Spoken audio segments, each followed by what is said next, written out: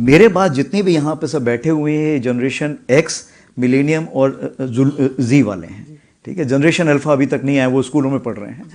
अभी आप देखिए मैक्सिको में क्या हो रहा है, आज ही मैंने अखबार में पढ़ा। तो इस जनरेशन को अगर आप सही मार्गदर्शन दें, नेतृत्व दें और सही मौके दें, अवसर दें, तो ये क्या से क्या ना कर सकेगी। जेन जी जब हम बात करते हैं तो वो हमने नेपाल में भी देखा कि वो अपनी फौज को उन्होंने सुना जब स्थितियां काबू से बाहर हो गई थी। लेकिन भारत का जो जेन जी है, हालांकि सेना में भी बहुत जल्दी वो भी पहुंच जाएंगे अगर है नहीं तो। जेन जी, जेन अल्फा, इन सब की चर्चा बहुत होती है। आप उस जेन जी को क्या संदेश देंगे, क्योंकि उनका राष्ट्र निर्माण में एक बहुत बड़ा योगदान होता है।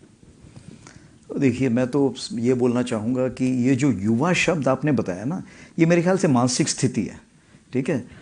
ये मानसिक स्थिति मानता हूँ मैं, क्योंकि मेरे बाद जितने भी यहाँ पे सब बैठे हुए हैं जनरेशन एक्स, मिलेनियम और जी वाले हैं, ठीक है। जनरेशन अल्फा अभी तक नहीं आया, वो स्कूलों में पढ़ रहे हैं।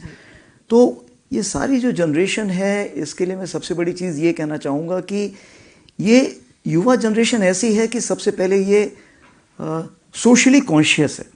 इसका मतलब ये सामाजिक जो है, इनको आज की तारीख पे पता है क्या कार्रवाई करनी है, कैसी है। डिजिटली फ्लुएंट है, इसका मतलब ये है कि आज की डेट पे ये डिजिटल हैं, बहुत ही सहज हैं उस ढंग से, एंड ग्लोबली कनेक्टेड हैं, यानी विश्व स्तर पर कनेक्टेड हैं। अभी आप देखिए मैक्सिको में क्या हो रहा है, आज ही मैंने अखबार में पढ़ा। तो इस जनरेशन को अगर आप सही मार्गदर्शन दें, नेतृत्व दें और सही मौके दें, अवसर दें, तो ये क्या से क्या ना कर सकेगी, ठीक है।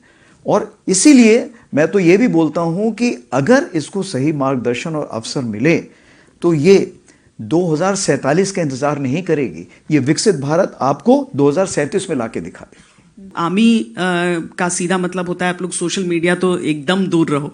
क्या नई आर्मी उस चीज को इंटीग्रेट करने के बारे में एक दूसरी तरीके से सोच रही है? जो जेन जी आ रहे होंगे, मुझे लगता है कि सीओज को भी बड़ी परेशानी होती होगी ये समझने में कि कितना अलाउ करो, कितना नहीं करो। क्या ये होता है? ये तो एक परेशानी रहती है, क्योंकि जब वो युवा एनडीए में आता है तो उसको जो मुझे बताया गया है कि सबसे पहले तो कैबिन में ढूंढा जाता है कहाँ पे फ़ोन छुपा रखा है। तो 3 से 6 महीने लगते हैं कैडेट को बताने के लिए कि बिना फ़ोन के भी ज़िंदगी है, ठीक है। उसी प्रकार से तो ये चलता रहता है। लेकिन क्या स्मार्टफोन आज की ज़रूरत है? मेरे ख्याल से आज की निहायत ज़रूरत है। मैं जब जवानों से भी मिलता हूँ तो यही बताता हूँ कि स्मार्टफोन निहायत ज़रूरत है, मैं उसको मना कभी नहीं करता हूँ। क्यों? क्योंकि आपको देखिए हम लोग तो फील्ड में रहते हैं, आपको बच्चे की फ़ीस भरनी है, आप बच्चे की मैं तो अपने दोनों बच्चों की पैदाइश के टाइम भी नहीं जा पाया हूँ। तो आज का जब वो सैनिक जहाँ पर कहीं पर है, वो अगर वो चाहता है बच्चा तो किलकारी देखेगा कैसे? फ़ोटो पे ही देखेगा। उसी प्रकार से पिताजी का भी हाल चाल पूछेगा, या धर्मपत्नी की डांट भी खानी तो फ़ोन पे ही खाएगा।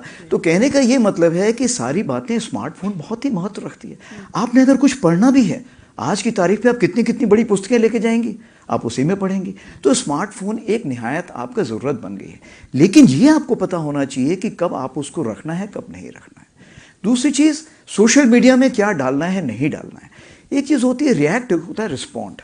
रिएक्ट का ये मतलब है कि आप तुरंत ही उसका त्वरित उत्तर देना चाहते हैं। रिस्पॉन्ड ये मतलब है उसको सोचिए, गंभीरता से विश्लेषण कीजिए और उसके बाद उसका जवाब दीजिए। तो चूंकि हम नहीं चाहते हैं कि इसमें हमारे फौजी भाई पढ़ें, तो हमने इसको बोला है कि हम सिर्फ आपको ट्विटर इस्तेमाल करने देंगे देखने के लिए, आप उसमें जवाब अभी मत दीजिए, जब आप रिटायर हो जाएंगे उसके बाद जवाब दीजिए। तो देखने को आप देख सकते हैं, इसमें कोई किसी प्रकार की परेशानी नहीं है।